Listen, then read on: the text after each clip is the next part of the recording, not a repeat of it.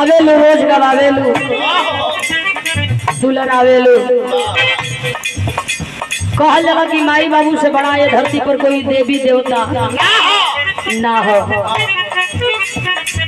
जे माई बाबू के पूजल 33 करोड़ देवी देवता के पूज लिहल। कहल गई कैसे? सुनीला पुकार सुन के नंगे पावे आवेलू।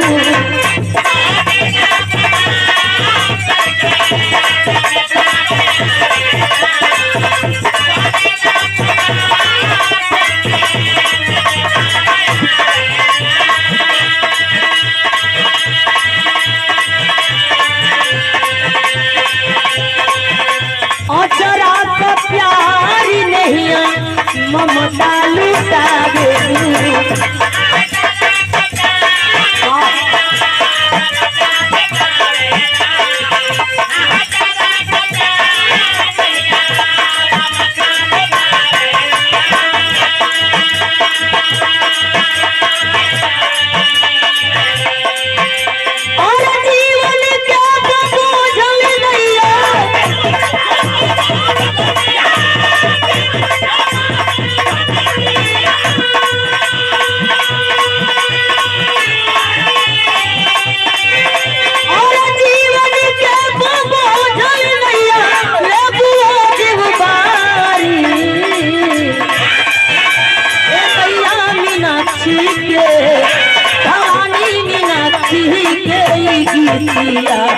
सरगम से सवारी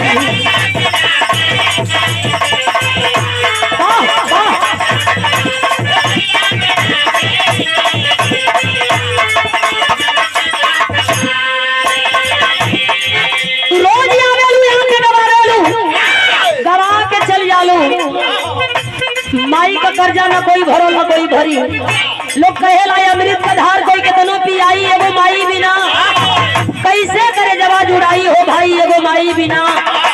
भक्ति में मन रमेला ना रमावे के होला। मन बड़ा अधम बतावल गई। जितना ही उल्टा काम में रमेला उतना सीधा में ना।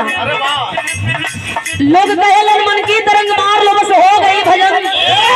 आदत बुरी सुधार लो बस हो गई भजन। एकर मतलब ही बा कि भक्तियों में कई गो कुल रास्ता बा।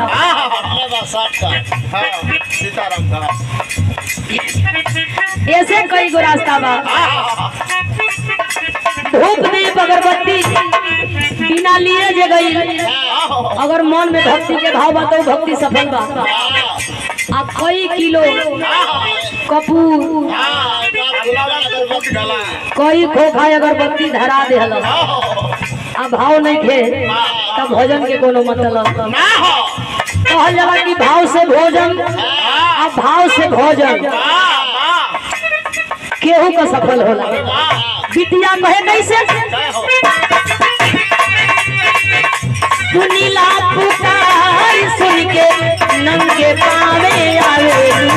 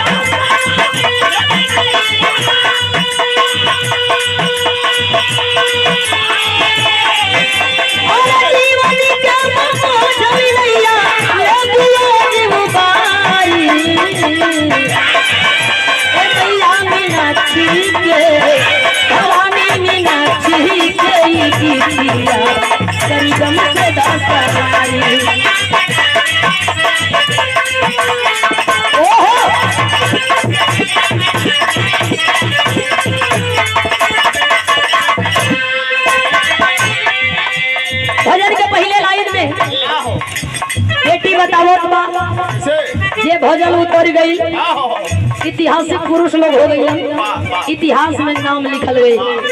के रहल आल्हा के मरत कैलू हो, लोरी से बाह उजवैलू हो।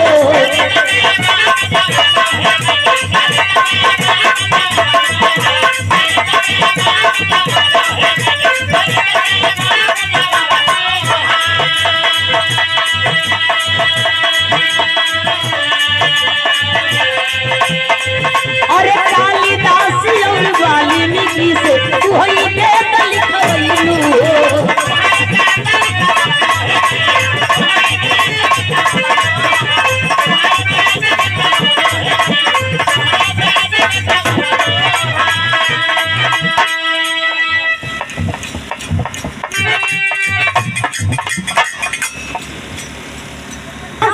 वाल्मीकि से तू ही वेद लिखवैलू हो।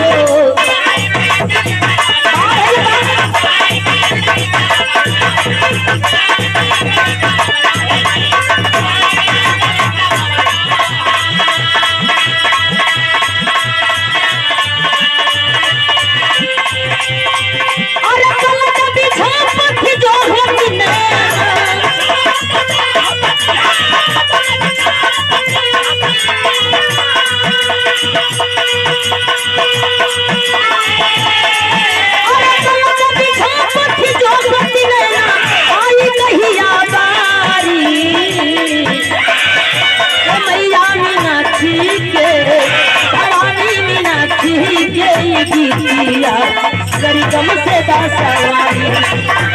वंदना का आखिरी भाव और आखिरी लाइन में का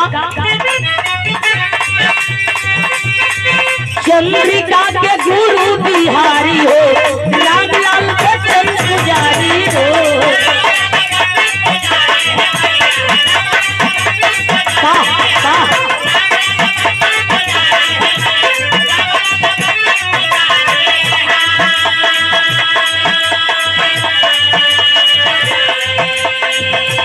प्यारे लाल कभी नंदी लाल के बन गईलू महतारी हो।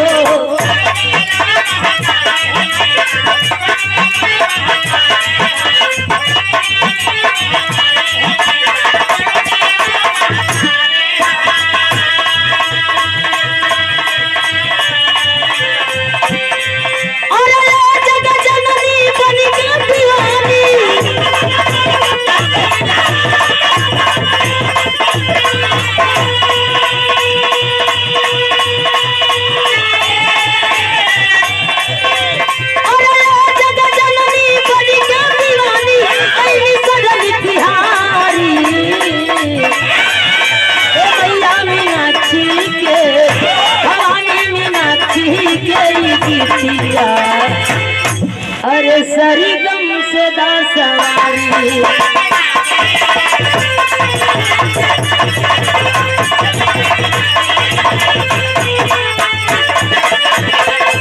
आजा हो, आजा